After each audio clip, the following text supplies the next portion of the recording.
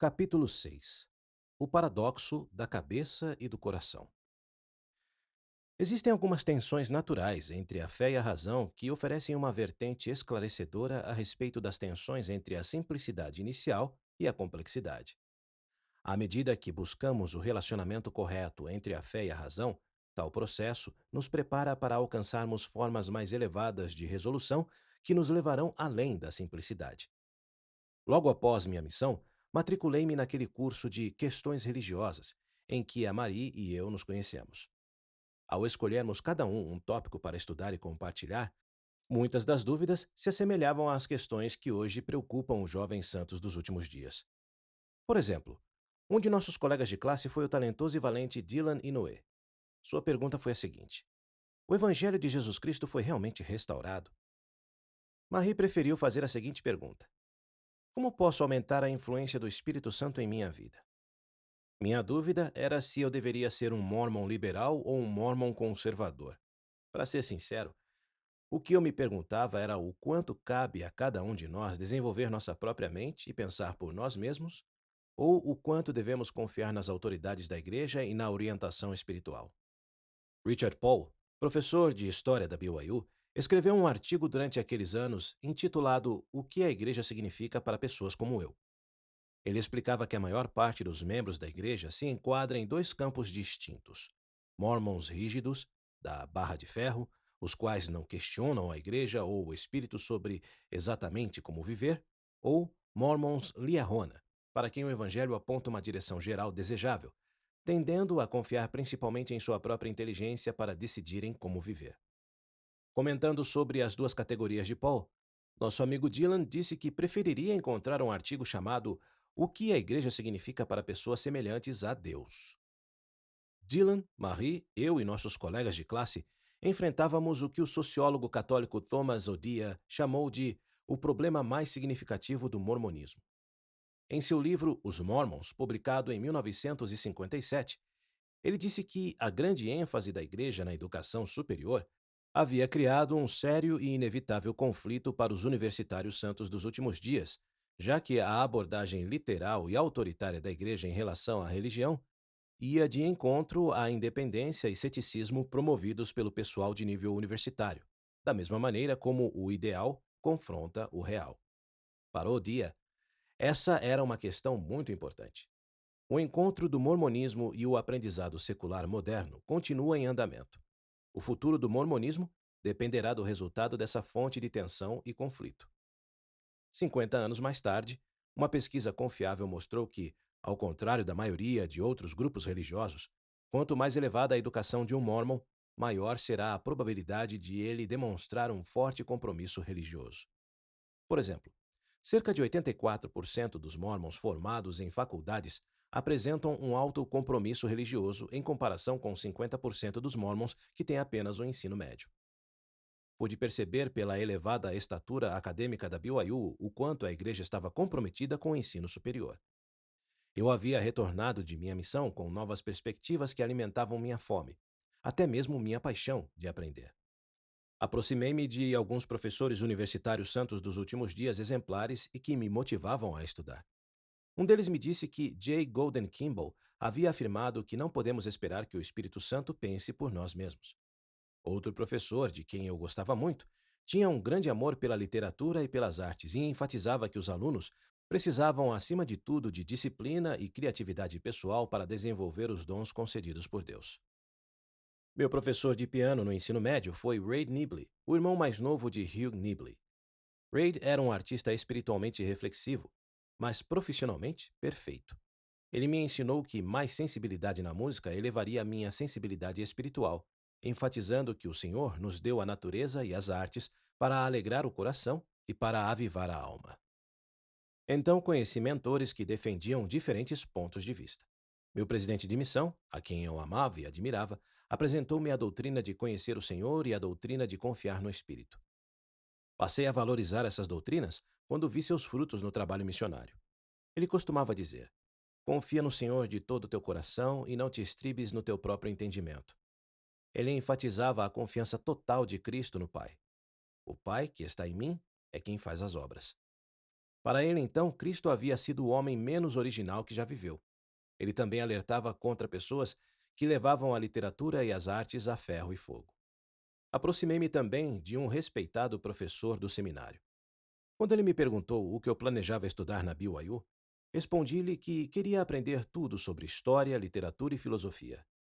Ele ficou muito preocupado, dizendo que eu deveria evitar esses assuntos porque eles facilmente levam as pessoas ao que chamou de apostasia intelectual. Portanto, meus questionamentos religiosos giravam em torno da confusão que enfrentei ao tentar reconciliar os pontos de vista conflitantes desses mentores. Nosso professor, West Belknap, disse-me depois de minha apresentação em classe: alguns de nossos membros têm isso em sua mente e outros em seu coração. Acho melhor ter isso nos dois lugares. Entendi isso como uma simples recomendação de equilíbrio. Tal atitude ajudou-me a decidir pela rejeição de abordagens radicais para minhas perguntas. Comecei também a enxergar os problemas, levando em consideração seus extremos. Por exemplo, pude ver o conservadorismo extremo de uma religiosidade ultrazelosa. Fui companheiro de missão de estaca de um irmão que tinha certeza de que o Espírito Santo lhe sussurrava praticamente o tempo todo nos mínimos detalhes, tanto em seus pensamentos como em suas decisões. Ele carregava consigo um caderninho em que registrava longas frases, captando o que acreditava ser o que o Espírito lhe dizia. Ele sacudia o pó de seus pés ao sairmos da casa de alguém não interessado em nossa mensagem. Alguns anos mais tarde, ele concluiu que a igreja estava equivocada e que Deus o havia chamado para reformar a restauração. Atraiu um pequeno, porém zeloso, grupo de seguidores. A tendência de olhar para além do marco acabou levando ele, sua família e seus adeptos a múltiplas tragédias. Posteriormente, fui chamado para ser conselheiro de dois bispos bem diferentes em alas de estudantes, os quais ilustravam o amplo leque de personalidade e atitudes que encontramos entre os líderes da igreja. Um deles era extremamente autoritário, rígido e que desconfiava das disciplinas acadêmicas. O outro estava no extremo oposto do espectro. Tinha um pensamento aberto, crítico e intelectual.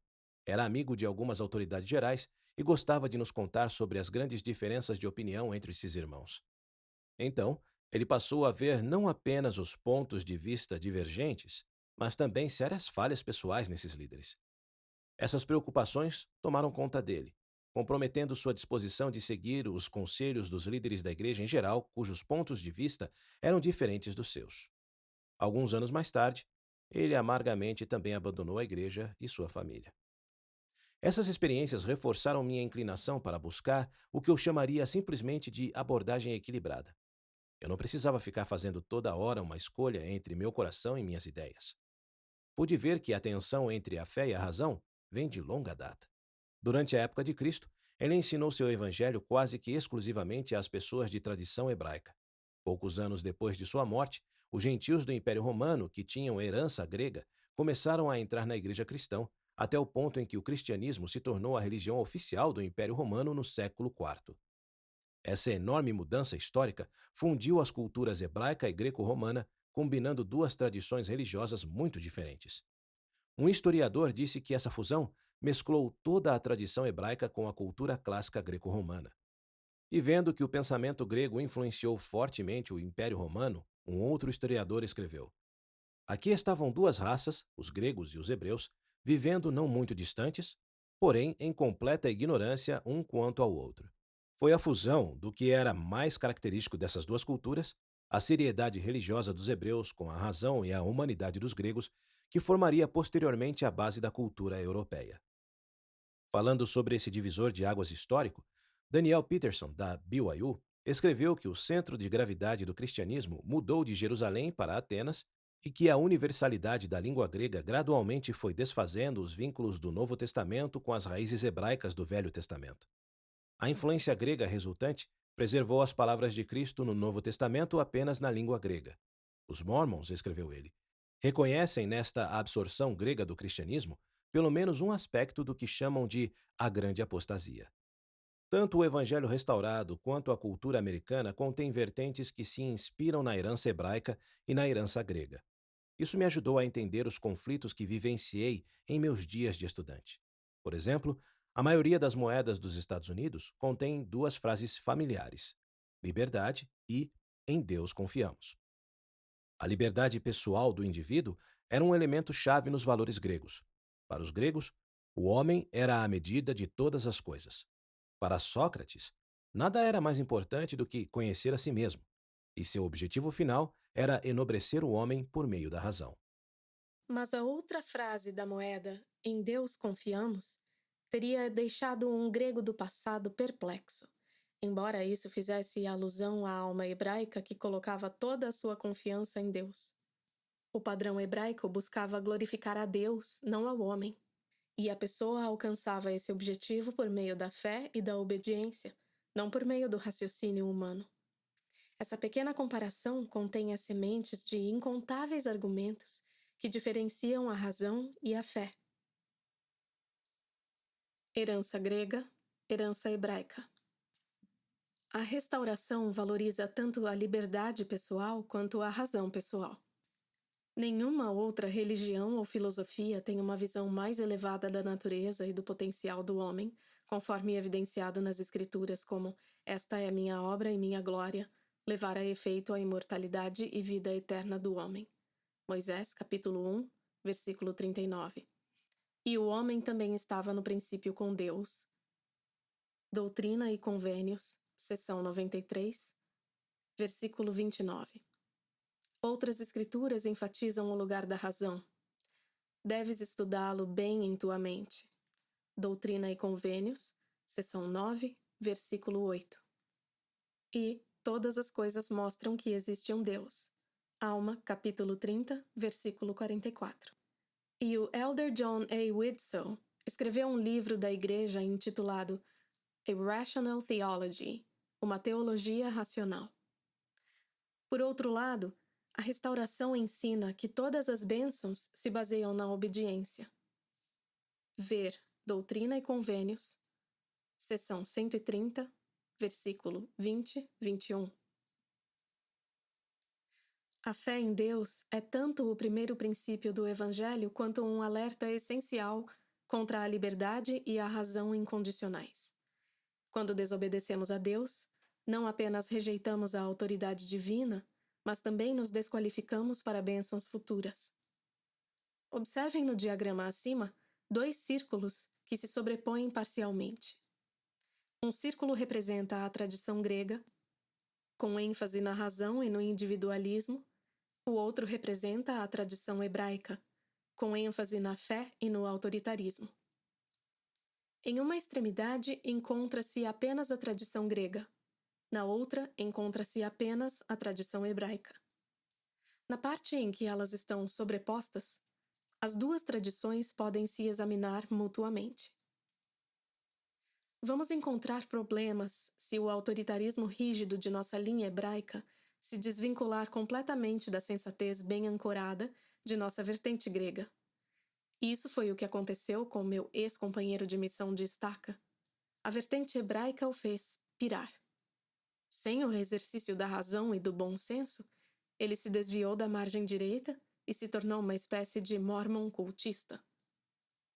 Por outro lado, o bispo desandou quando não conseguiu se harmonizar em meio às diferenças e às limitações que percebia entre alguns líderes da igreja. Seu compromisso desenfreado com a razão apenas o arrastou para fora da igreja. A linha grega fugiu do controle. Poderíamos ver os que se acham neste extremo do espectro como mormons culturais, aceitando apenas a parte do evangelho que atende seu padrão de racionalidade. Portanto, podemos acabar desandando, tanto no extremo da direita do círculo, como no da esquerda, ambos como potenciais respostas às complexidades criadas pelo conflito entre a fé e a razão. A área comum, onde coexistem princípios individualistas e autoritários, oferece uma perspectiva mais produtiva. Aqui, tanto o autoritarismo quanto o individualismo atuam como contrapesos recíprocos. Ambos os conjuntos de princípios são verdadeiros e ambos desempenham um papel em nossas decisões e atitudes, embora circunstâncias variáveis possam levar a resultados diferentes em casos específicos. Uma interação semelhante de confronto e equilíbrio poderia ocorrer entre a fé e a razão, ambas podendo se entreolhar na região em que estão sobrepostas. Na sobreposição de nossa dupla herança, os princípios verdadeiros extraídos de ambas as tradições poderiam às vezes competir e entrar em conflito. Por exemplo, conforme observado anteriormente, a liberdade se encontra em uma tensão natural com "em Deus confiamos". Se confiarmos em Deus, precisaremos pesar nossa liberdade nos limites que Ele estabelecer. E sabemos que os ensinamentos de Cristo estão carregados de paradoxos semelhantes, princípios verdadeiros que parecem estar em conflito, mas que podem ser reconciliados por doutrinas superiores. Então West Belknap estava certo. Devemos cultivar nosso compromisso religioso tanto em nosso coração quanto em nossa mente, mesmo que isso signifique que devamos também operar por meio de paradoxos. Descobri, igualmente, que a melhor maneira de resolver essas tensões não é por meio de debates abstratos, mas por meio de exemplos pessoais de pessoas reais, como o elder Neil A. Maxwell, cujo coração e cuja mente funcionavam muito bem em conjunto. Por exemplo, para incentivar os profissionais da igreja a contribuírem plenamente para o interesse tanto de suas disciplinas quanto da igreja, ele disse: "Na BYU, não podemos permitir que o mundo condene nosso sistema de valores, chamando a atenção para nossa mediocridade profissional." Ele também disse aos alunos e aos professores da BYU para não terem medo de lidar com o mundo fora da igreja, porque o mundo precisa deles. Ele os convidou para ser como José do Egito. Na fome espiritual de hoje, entrar em um confronto e recorrer aos poderes divinos em seu trabalho profissional permitirá que eles se tornem parte das soluções da sociedade, não apenas uma boca faminta a mais a ser alimentada.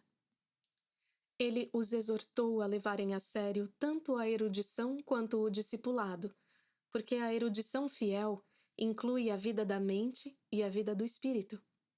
Ao mesmo tempo, ele acreditava que todas as dimensões do Evangelho são relevantes para os problemas sociais modernos e que, sempre que possível, os estudiosos da Igreja deveriam colher suas premissas de pesquisa a partir dos ensinamentos do Evangelho. O equilíbrio oferece uma base importante para resolver a tensão entre princípios conflitantes. Haverá sempre maior firmeza sobre duas pernas do que sobre apenas uma. Mas a coisa vai até mais longe. Precisaríamos perguntar o que poderemos encontrar além do equilíbrio.